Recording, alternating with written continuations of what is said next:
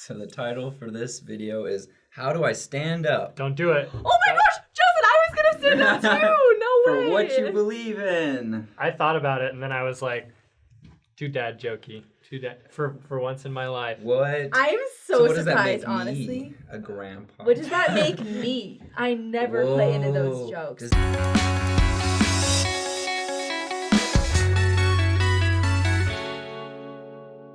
So, throughout the history of the church, you have people who, metaphorically, stand up for the gospel because it is constantly going against the grain. It is pushing the limits. It is not what people want to believe, what the natural man wants.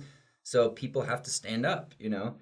And I think by nature, that is a super scary, hard thing. Yeah. Like, I don't know if any, it reminds me of Neville Longbottom, you know, in the first Harry Potter, where he tells Ron and Hermione, like, this isn't a good idea, you shouldn't go. And he straight up gets, like, Petrificus Totalis. You know? Oh, man. That's not a good message to be sending us. But he's the reason they win the House Cup.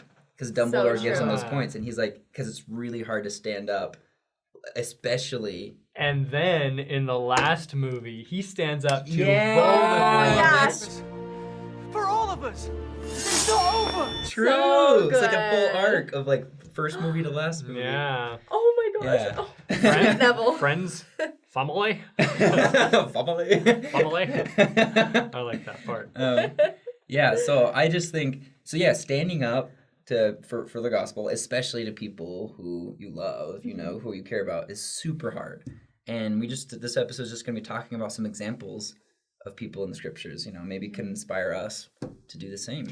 One of the questions I have, though, is, like, there's like a line, right? Like, because some people, like, in our comment sections will, like, come on and just, like, harass the heck out of us because of our beliefs, and they'll be like, I'm not harassing you. I'm standing up for my beliefs. You know. Yeah. So where's the line between, like, I'm standing up for what I believe? The line is between standing up and attacking. Yeah. Where's the line? Right. I don't think there's a definitive line. I mean, everyone obviously has different perspectives on it, but, like, for me personally, I would never go and attack somebody else for their beliefs and claim that I'm standing up for myself, just because I don't believe that when you're attacking and when you're going in with that mindset and with those intentions, it's not going to be a positive experience for anybody. If you're trying to have, like, a debate that both sides are really invested in and engaged in and trying to learn from, that's good. But a lot of the time, especially in comment sections, I mean, that's not something I would do personally, but I know that some people might in their heart believe, no, I am standing up for what I believe in by doing it. So I think it's hard because it's different for everybody. Well, but here's an example of prophets. You know, prophets are constantly going out of their way to comment. Like, they go to the places that people are most wicked and tell them to stop being wicked. And I even think of, like, even in the comment section, what about, like, abortion? Like, when I see a video about abortion, sometimes, I guess I never have, but maybe, like, I'm very tempted to put a comment and be like, you know, I very much disagree with this and this is why. So there are things that I feel so passionate about that I feel like going out of my way, risking making other people uncomfortable to show them what I believe. That's true. You But know? maybe it's just doing it in a nice way then. Because I feel like there are some comments that we get from people who are against our church, and a lot of them are very, like, respectable. They're not attacking us as people. Like, it's the ones where they're like, no, you guys are stupid and naive and in a cult. That I'm like, I'm not going to listen to your argument. But if you come in and say, hey, this and this and this is why I believe this, you can believe what you want, I feel like that's different. So just do it in a respectful way. there's a difference between consciously insulting somebody or, like, going out of your way to try to make them upset. Yeah. But genuinely being like, oh, I see why you believe in that, but I believe in this. Totally. Really? Oh, Bet you're stupid. Excuse me? Are there times when it's probably not the wisest decision to stand up for your beliefs? Well, I mean, it's almost it's never wise. Yeah, well, why? Well, okay, like, so traditionally, if... It's almost never popular to stand up. Well, it's almost never popular, but, like, you look at Esther, right? Yeah. Literally, standing up was risking her life. You know, to claim that she was a Jew and that that they should not kill all the Jews. Like, go to the king and be like, hey, I'm actually a Jew, don't kill my people. Right. She was risking her life. Yeah. True. And it's a miracle, like, literally is a miracle that she wasn't killed. You know, if God wasn't on her side, I think she would have died. Right. You know? So, like, I don't know if that was a good idea in all, like, the natural sense of the word. Okay, let's say you're sitting and you're watching the Book of Mormon musical, and they say something that you disagree with, that is even, you know, antagonistic towards your beliefs. Right. Do you stand up in the middle of the show and say, you're wrong, this is why I believe, and what do you...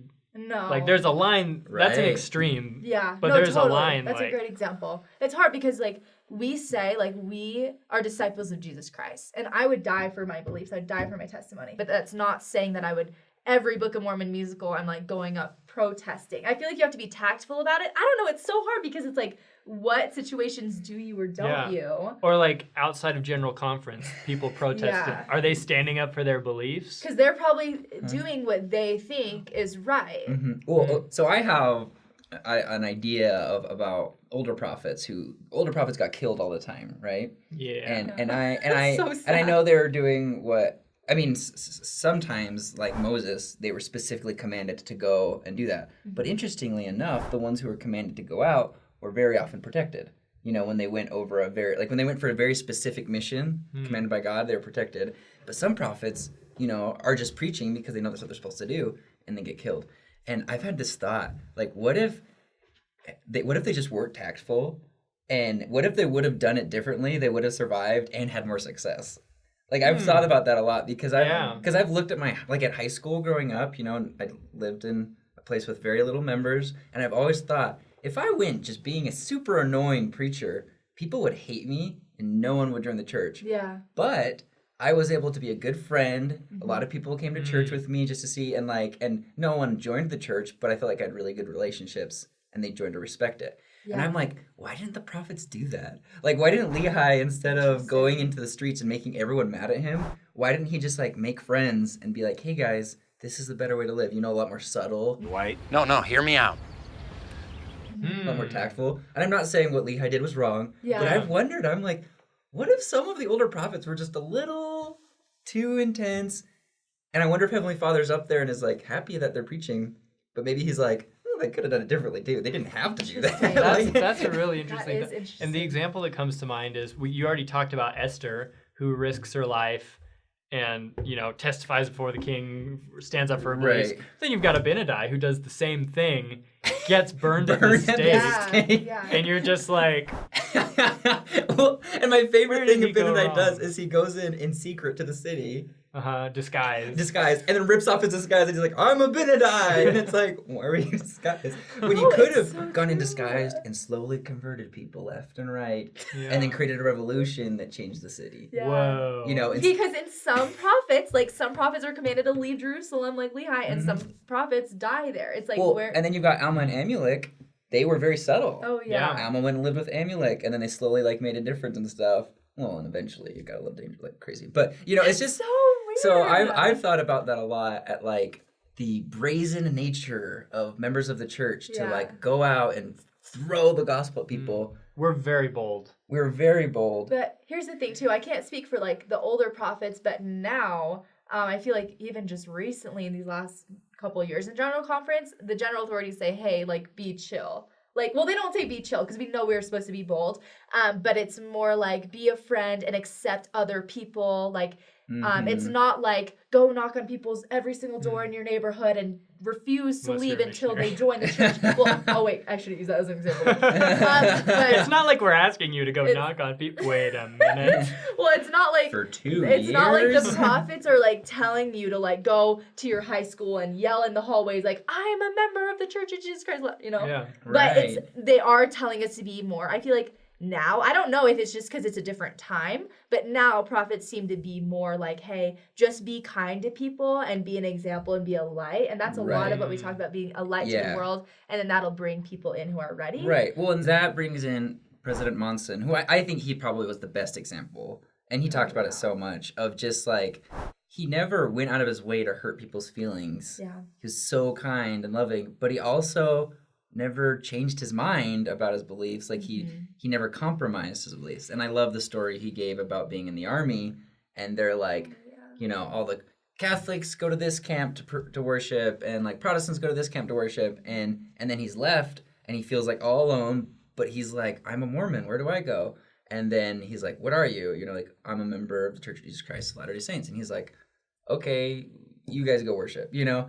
It wasn't like a negative experience, but it was kind of scary because it would have been so easy to just be like, well, I'll go with these Protestants, you know? But to just kind of stand your ground and let people know, oh yeah, I'm a Mormon, this is what I believe. I think that's the best way to stand. Like, whether it's in a social group, you know, your friends want to go drink, you just don't. They ask you why. I'm a member of the Church of Jesus Christ. I don't do that. Yep. I think there's often like that when you do that, it's kind of scary because you're kind of afraid you're going to get wrapped up into like a theological debate of sorts. Which can happen. Which can happen, but also I think that we need to not be afraid to just be like, if somebody asks you a question, it's fine to just be like, you know what? I don't know. I'm gonna do some more research on that, like, you know? Like, hey, like, actually, if you're really interested in the answer, I could do some more research, you know? Like, just kind of respond very kind, but just like, oh, honestly, like, that's not something I've ever thought about. Yeah, it's so easy when you're standing up for your beliefs. It's so easy for it to lead to a confrontation. Like, you're standing here, that guy's standing there. And then you start saying things that you don't even know. You're like, well, but Joseph Smith said this and this and this, and it's true. And then they're like, and then they catch you. You know, that's the other thing, too, is like, if you say things you're not sure of, because you're standing for your belief, then that's how you get trapped up, because people will, anything you say wrong, they'll grab and they'll spit back at you. So standing up for your beliefs doesn't necessarily mean you need to engage in a debate or an argument with someone. It just means, you know, representing, you know, what does it mean? What am I trying to say? No, I totally agree. I was going to say that I love that you brought that up, because that is the biggest fear, I think, or one of the biggest fears that people have with standing up for what they believe, or just being rejected, like, socially as well. Being rejected, Because, like, I don't know, I think I've said this before on the channel, but I'll say it again. This is the most embarrassing thing I've ever done. Like, I've never been more ashamed.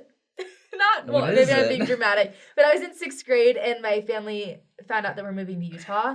And I was sitting there with, like, my group of friends at, like, lunchtime in 6th grade. And this girl's like, oh, you're moving to Utah? That's where all the Mormons live.